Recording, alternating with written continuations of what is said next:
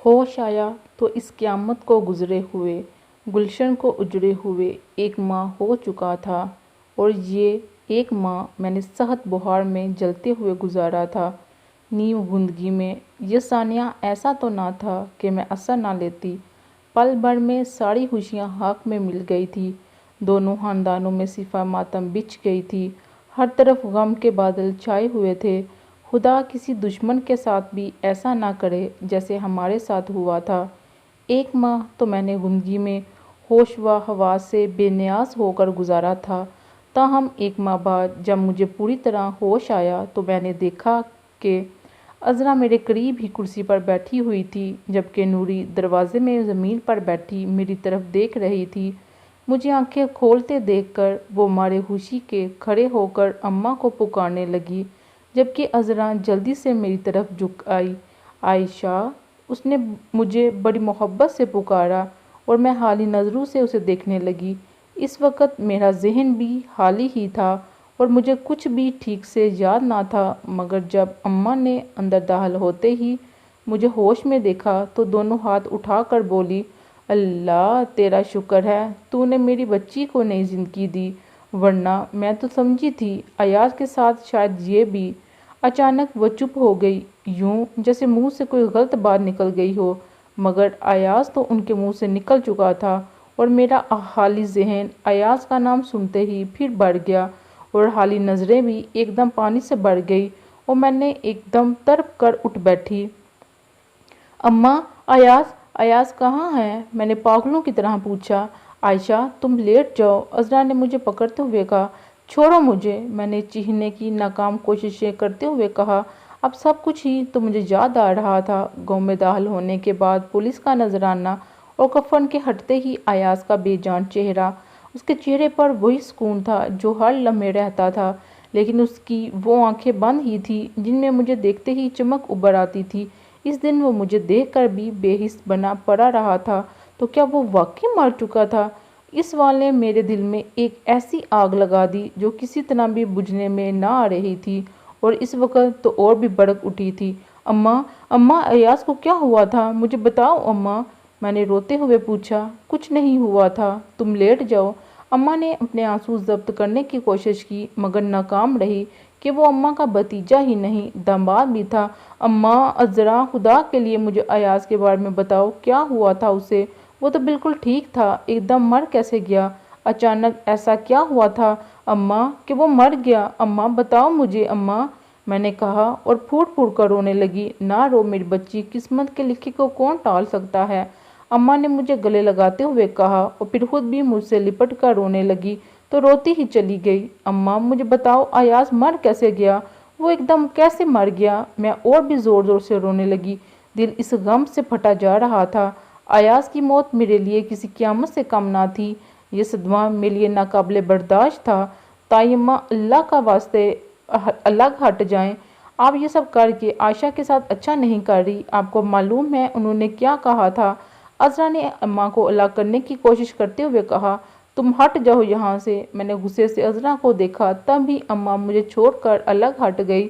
اماں! میں بلک بلک کر رونے لگی۔ اسی وقت فیروز بھائی جان کے ساتھ اندر داخل ہوئے۔ عائشہ! بھائی جان تیزی سے میری طرف بڑھے۔ بھائی جان یہ لوگ مجھے کچھ بتاتے کیوں نہیں؟ کیا ہوا تھا ایاز کو؟ وہ کیوں مر گیا؟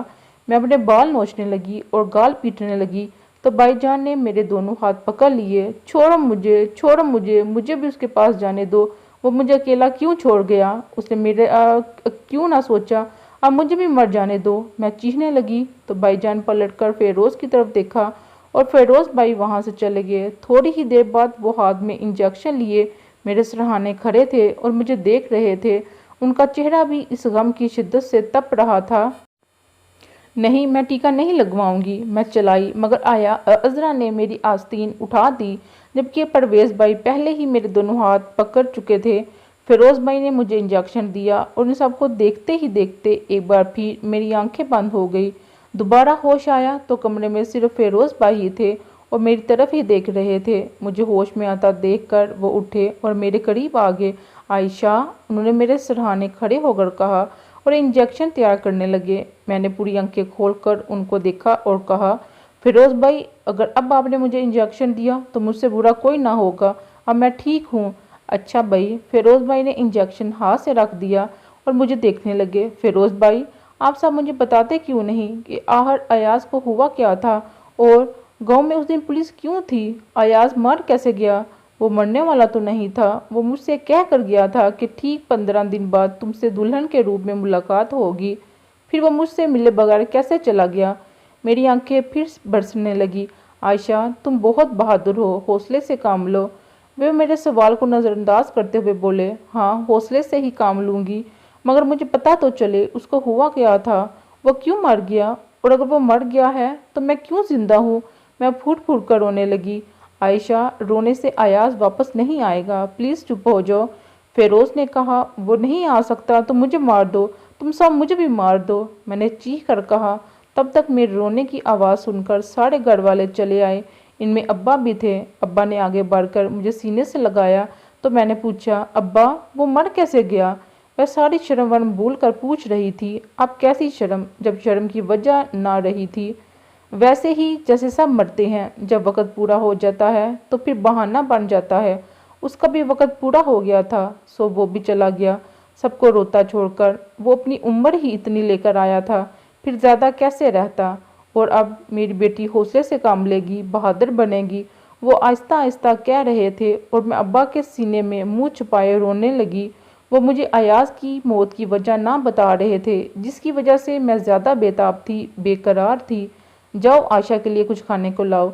अब्बा ने मुझसे बातें करते हुए भाभी से कहा, और कुछ देर बाद ही दलिया लिए अजरा मेरे करीब खड़ी थी। अब्बा ने कहा, चलो बेटा, इसको खाओ, कि मरने वालों के साथ अगर मरा जाता तो आज ये दुनिया ना होती। अपने प्यारों की जुदाई भला कौन बर्दाश्त करता है, लेकिन वो ज़ात जो दुख देती है तो सब्र भी खुद ही अता करती है। इसलिए तुम भी ये दलिया खाओ। नहीं, मैंने अब्बा के सीने में मुँह छुपा लिया और रोने लगी। अब्बा से प्यार करती हो तो खाओ। अब्बा की अपनी आंखों में आंसू आ गए। मैंने सर उठाकर देखा, सारे घर वाले मुझे ही देख रहे थे। इनमें सबसे ज़्यादा परेशान फिरोज़ भाई थे। मैंने एक चम्मच मुंह में डाल लिया, मगर वो अंदर जाने की बजाय बाहर आने लगा। बामुश्किल मैंने उसको निगला और फिर आंखों पर हाथ रख कर लेट गई। वो सब मुझे पुकारते रहे, मगर मैंने आंखें ना खोली। मैं तो बंद आंखों में अयाज के बेजान चेहरे को देख रही थी। पल में कैसी क़यामत गुजर गई थी। वो अपनी खुशियाँ अधूरी छोड़कर, सबको रोता छोड़कर चला गया। मगर कैसे हुआ था ये? आखिर ये मुझे बताते क्यों नहीं उसके साथ ऐसा हुआ? अब्बा कहते हैं, जाने वालों को बहाना चाहिए। अगर यही बात है तो मुझे ये बताया जाए कि अयाज किस बहाने से मुल्क अदम चला गया। इसे तो 2 दिन बाद मुझे लेने आना था, फिर वो दुनिया ही क्यों छोड़ कर चला गया? आयशा, अज़ा ने मुझे पुकारा, मगर मैं यूं ही पड़ी रही। अब तो आंखें खोल दो, सब चले गए हैं, अज़रा ने कहा। तो मैंने आंखें खोल दी और फिर अज़रा के हाथ पकड़ते हुए कहा, अज़रा, तुम तो मेरी प्यारी राजदार सहेली हो, तुम तो ना छुपाओ। कम से कम मुझे अयाज की मौत की वजह तो मालूम होनी चाहिए।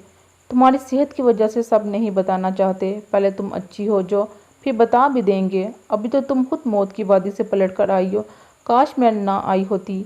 मैंने कहा तो अज़रा ने मेरे मुंह पर हाथ रख दिया। तो मैंने उसका हाथ हटाते हुए कहा, मैं अच्छी हूँ, यकीन करो, अब मुझे कुछ नहीं होगा। अगर मैं उसके मरने के बावजूद भी जिंदा हूँ तो फिर मौत की वजह जानकर कैसे मार सकती हूँ? मैंने भीगे लहजे में कहा। ये बात है तो पहले दलिया खाओ। अज़रा ने प्लेट एक बार फिर मेरे आगे कर दी, और अयाज की पुरअसरार मौत की वजह जानने के लिए मैंने वो सारा दलिया जहर मार कर ही लिया। फिर कहा, आप तो बता दो अज़रा, मैं वादा करती हूँ रोऊंगी नहीं। मेरी बात पर अज़रा की अपनी आंखों में आंसू आ गए। फिर वो मेरे बिस्तर पर आ बैठी और मेरा सर अपनी गोद में रखते हुए बोली, कदीर को जानती हो आयशा? हाँ, वो अयाज का दोस्त था और मैं उसको भाई बनाया था। ये हादसा उसी की वजह से हुआ। कदीर की वजह से? मेरे लहजे में हैरत बढ़ गई। हाँ, कदीर की वजह से, लेकिन वो तो अयाज का दोस्त था, और वो बहुत अच्छा था। वो तो, मैंने उसको बुरा कब कहा है? अच्छा तो वो अब भी है, अज़रा ने आहिस्ता से कहा। फिर बताओ ना असल बात, मैंने बेसब्री से पूछा। बताती हूँ, शुरू से बताती हूँ। शायद तुम्हें मालूम ना हो कि कदीर अयाज के बचपन का दोस्त है। कदीर की पैदाइश के फ़ौरन बाद उसकी माँ मर गई थी। कदीर की फूफो ने 2 साल तक उसको संभाला। پھر اس کی شادی ہو گئی تو قدیر کے باپ نے بھی محض قدیر کی وجہ سے دوسری شادی کر لی اور قدیر کی سوتیلی ماں آ گئی۔ وہ عورت ویسی ہی تھی جیسے کہ عام طور پر سوتیلی ماں ہوتی ہے۔ قدیر کا باپ تو سارا دن زمینوں پر ہوتا تھا اور سوتیلی ماں کا جی چاہتا تو قدیر کو کھانا دیتی، جی چاہتا تو سارا دن بھوکا رکھتی، مگر اس کو پوچھنے والا کوئی نہ تھا۔ اور خود قدیر ایسا احساس بچا تھا کہ باپ سے تو کیا، خود کسی اور سے بھی نہ کہا اور چپ چاپ سوتیلی ماں کے ظلم سہتا رہا۔ عذرا، میں نے ایاز کی موت کا سبب پوچھا ہے اور تم مجھے قدیر کی کہانی سنا رہی ہو؟ میں نے تلخی سے کہا۔ اس کہانی کو سنے بغیر ایاز کی موت کی وجہ تمہاری سمجھ میں نہیں آئے گی، عذرا نے کہا۔ پھر بولی، قدیر کی سوتیلی ماں کو خدا نے شادی کے 1 سال بعد ہی بیٹا دیا اور دوسرے سال بعد دوسرا بیٹا، اس کے بعد دونوں بیٹیاں ہوئی مگر وہ زندہ نہ رہی۔ ہاں تو اپنے بیٹے پا کر اس کو قدیر اور بھی زہر لگنے لگا تھا۔ تب قدیر 5 سال کا ہو چکا تھا۔ قدیر کے باپ نے قدیر کو اسکول میں داخل کروا دیا۔ وہاں قدیر کی ایاز سے دوستی ہوئی جو وقت کے ساتھ ساتھ گہری ہوتی گئی۔ 5ویں کے بعد قدیر بھی کیڈٹ بننا چاہتا تھا مگر سوتیلی ماں راستے کا کانٹا بن گئی اور یوں قدیر کیڈٹ نہ جا سکا۔ اس نے اسی اسکول سے میٹرک کیا، پھر اس کی ماں کے کہنے پر اس کی پڑھائی ختم کروا دی گئی اور وہ زمینداری دیکھنے لگا۔ اگرچہ اس کا دل پڑھنے کو چاہتا تھا مگر سوتیلی ماں جس کے اپنے بیٹے 5 کر کے تعلیم چھوڑ چکے تھے، وہ قدیر کو پڑھتے ہوئے کیسے دے سکتی تھی؟ اس کے اپنے دونوں بیٹے آوارہ نکلے، سارا دن اپنے جیسے دوستوں کے ساتھ کبھی شہر مجرا سننے چلے جاتے، کبھی شکار کھیلنے، جبکہ ساری زمینوں کی دیکھ بھال قدیر کے ذمہ تھی۔ اور جب فصل پکنے پر آتی تو سوتیلی ماں اور بھائی بھی کھیتی کے چکر لگانے لگتے۔ فصل پکتے ہی سارا مال اپنی جیبوں میں ڈال کر پھر زمینوں کا راستہ بھول جاتے۔ تمہارے نانا اور دادا اس علاقے کے 2 بڑے زمیندار تھے اور دونوں کی آپس میں کبھی نہ بنی، دونوں ایک دوسرے کے دشمن سمجھے جاتے تھے اور اس دشمنی کی وجہ اگر دیکھی جائے تو بہت معمولی تھی، مگر تمہارے نانا نے اس کو بڑی بنا لیا تھا۔ عذرا خاموش ہو کر نہ جانے کیا سوچنے لگی۔ لیکن وہ وجہ کیا تھی؟ میں نے پوچھا۔ وجہ یہ تھی کہ تمہارے نانا ارائی تھے جبکہ قدیر لوگ کمہار تھے۔ یہ لوگ سانگلا ہل میں پہلے رہتے تھے، اپنے گدھوں پر مال اٹھانے کی مزدوری کرتے تھے۔ وہاں اچانک نہ جانے کیسے قدیر کے پردادا کے ہاتھ بہت ساری دولت آ گئی اور وہ اپنا آبائی کام بھول کر زمین خرید کر گاؤں کے امیر لوگوں میں شامل ہو گئے، مگر دولت ہاتھ آنے کے باوجود گاؤں والوں کی نظر میں عزت دار نہ بن سکے۔ اور جب قدیر کے پردادا فوت ہوئے تو اس کے دادا نے ساری زمین فروخت کر کے لائر پور کے اس گاؤں میں بہت ساری زمین خرید لی جہاں تمہارے نانا رہتے تھے، چودھری غلام رسول۔ سانگلا ہل میں تو ان کی کوئی عزت نہ تھی مگر یہاں انہوں نے کسی کو اپنی ذات کے بارے میں نہیں بتایا تھا اور خود کو چودھری کہلوانا شروع کر دیا تھا۔ ابھی کچھ عرصہ ہی گزرا تھا کہ نہ جانے کیسے تمہارے نانا کو اس بات کا پتہ چل گیا کہ وہ اصلی چودھری نہیں ہیں بلکہ کمہار ہیں۔ تمہارے نانا جو پہلے ہی ان سے ہار کھاتے تھے، ان کی زمین اب تمہارے نانا سے بھی زیادہ تھی۔ یہ پتہ چلنے کے بعد کہ وہ نقلی چودھری ہیں، تمہارے نانا کو سخت غصہ آیا کہ ان کمین لوگوں نے اس بات کی جرات کیسے کی۔ انہوں نے سارے گاؤں کو ان کی اصل ذات کے بارے میں بتا دیا مگر لوگوں نے زیادہ یقین نہ کیا کہ دولت سب کا منہ بند کر دیتی ہے۔ پھر تمہارے نانا نے قدیر کے دادا کو بلوایا اور خود یہ بات کہی کہ وہ خود کو چودھری کہلوانا چھوڑ دے، مگر وہ بجائے یہ بات ماننے کے دھمکیاں دیتا ہوا چلا گیا کہ آئندہ تم نے یہ بات کی تو اچھا نہ ہوگا۔ خدا نے سب انسانوں کو برابر بنایا ہے، اس لیے جو نام تم استعمال کر سکتے ہو وہ میں بھی کر سکتا ہوں۔ اس کے بعد باقاعدہ دشمنی کا آغاز ہو گیا جو ایک نسل سے دوسری نسل تک پھیلتی گئی۔ اب نہ تو قدیر کے دادا تھے اور نہ ہی تمہارے نانا زندہ تھے، مگر تمہارے ماموں اور قدیر کے والد دین محمد کی بھی آپس میں کبھی نہ بنی۔ ایک تو وہی پرانی ذات پات کی وجہ، دوسرے تمہارے ماموں پڑھے لکھے تھے، وہ اپنی زمینوں پر نئے نئے تجربات کرتے اور پیداوار بڑھاتے، جبکہ دین محمد ان پڑھ باپ کی ان پڑھ اولاد تھا اور پھر اس کی اولاد میں قدیر ذہین تھا، وہ پڑھنا چاہتا تھا مگر سوتیلی ماں نے اجازت نہ دی، جبکہ دوسرے دونوں بھائیوں نے خود پڑھائی چھوڑ دی تھی۔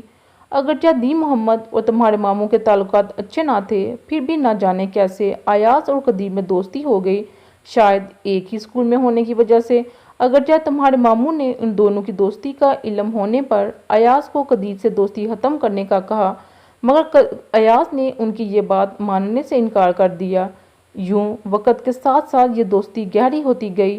دین محمد کو بھی معلوم تھا کہ قدیر کی مہر حالت کے بیٹے سے دوستی ہے، یاد رہے کہ تمہارے ماموں نے محض قدیر کے باپ کی وجہ سے خود کو چودھری کی بجائے مہر حالت کہلوانا شروع کر دیا تھا کہ قدیر کا باپ نقلی چودھری تو بن گیا تھا لیکن نقلی مہر نہ بن سکتا تھا۔ یہی وجہ تھی کہ تمہارے ماموں نے چودھری حالت کی بجائے مہر حالت کہلوانا شروع کر دیا۔ اگرچہ قدیر کے باپ کو اس کے ایاز کے ساتھ دوستی کا علم تھا مگر اس نے کبھی قدیر کو یہ دوستی ختم کرنے کا نہ کہا تھا۔ اس کی ایک وجہ تو یہ تھی کہ ایاز اب چھٹیوں میں ہی گاؤں آتا تھا، دوسری وجہ یہ تھی کہ قدیر کی سوتیلی ماں اور بھائی اسے شدید نفرت کرتے تھے۔ محض زمینوں میں حصہ دار ہونے کی وجہ سے ان کا بس چلتا تو قدیر کو جان سے ہی مار دیتے، مگر باپ کی خوف کی وجہ سے وہ ایسا نہ کر سکتے تھے کہ باپ ان سے زیادہ قدیر کو چاہتا تھا کیونکہ وہ ایک سعادت مند بیٹا تھا اور محنتی بھی۔ محض قدیر کی وجہ سے اس کے دونوں بھائی باپ سے بھی شدید نفرت کرنے لگے تھے اور سوچنے لگے تھے کہ نہ جانے کب یہ بوڑھا مرے گا اور قدیر سے جان چھوٹے گی۔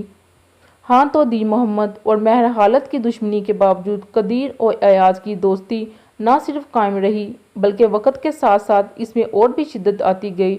گاؤں میں یوں تو چھوٹے سے چھوٹے مسئلے پر دنگا فساد ہوتے ہی رہتے ہیں، لوگ معمولی باتوں پر نہ صرف ایک دوسرے کو عدالتوں میں گھسیٹ لیتے ہیں بلکہ بعض اوقات جان لینے سے بھی گریز نہیں کرتے، مگر گاؤں اور خاص کر زمینداری میں پانی بہت اہمیت رکھتا ہے اور گاؤں میں اس مسئلے سے بڑھ کر کوئی مسئلہ ہو ہی نہیں سکتا۔ وقت پر پانی نہ ملے تو پیداوار ہی کم نہیں ہوتی بلکہ فصل دیر سے تیار ہوتی ہے۔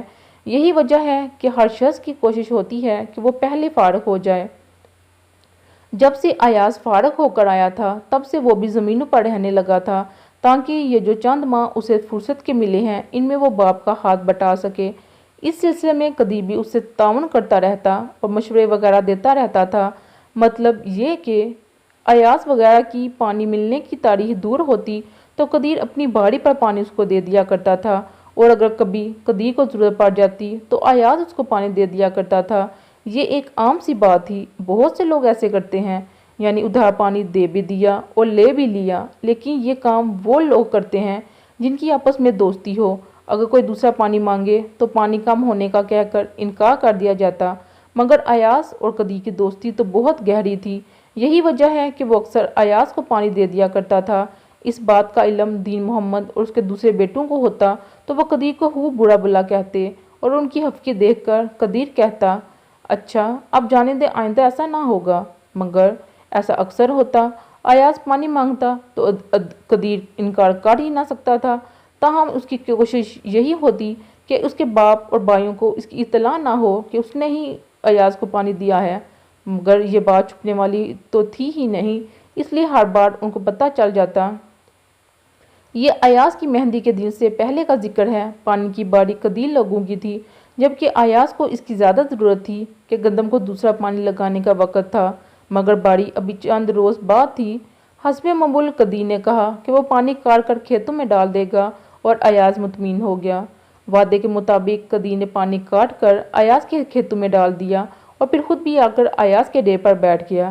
ایاز نے ڈیر پر موجود دو لوگوں کو پانی کی دیکھ بھال پر لگا دیا کہ وہ دیکھتے رہیں اور ایک کھیت بھر جائے تو دوسرے میں ڈالتے جائیں، اور خود بھی آ کر قدیر کے پاس بیٹھ گیا اور دونوں باتوں میں مصروف ہو گئے۔ موضوع تمہاری پڑھائی تھی۔ قدیر ایاز کو چھیڑ رہا تھا۔ پورے چاند کی رات تھی، ہر طرف فضا میں شفاف چاندنی پھیلی ہوئی تھی اور کھلی جگہ ہونے کی وجہ سے ہر چیز صاف نظر آ رہی تھی۔ ہوا میں ہلکی سی ہنگی تھی، موسم خوشگوار تھا۔